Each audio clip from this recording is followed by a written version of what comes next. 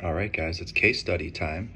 Today's case study for this week will include rural family health care.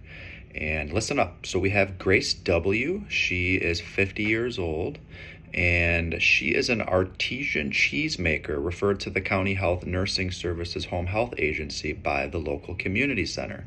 And Grace accidentally cut her hand while working with her cheese making workshop a few days ago, and the wound appears to be infected.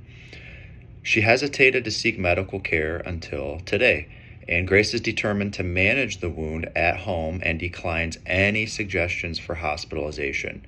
She lives in a secluded area of the county with her 50-year-old husband, Mark, who is a retired carpenter, and also her 75-year-old aunt, Helen, who has early stage Alzheimer's. Grace and Mark have one daughter who lives in a neighboring state only a few hours away. So, the Home Health Agency's office is situated adjacent to the community center, and the home health nurse's first meeting with Grace is at the community center's clinic. The nurse discusses Grace's situation with the healthcare providers at the clinic, and they mention that they tried to conduct a home visit for the family a few months ago at the request of a concerned neighbor, but Grace politely declined the offer.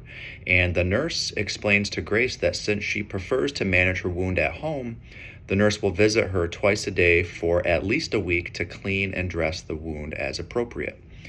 The number of visits can be adjusted based on the wound's healing progress and Grace's ability to perform self-care. Grace will also be advised to elevate her hand and avoid putting pressure on it to promote healing.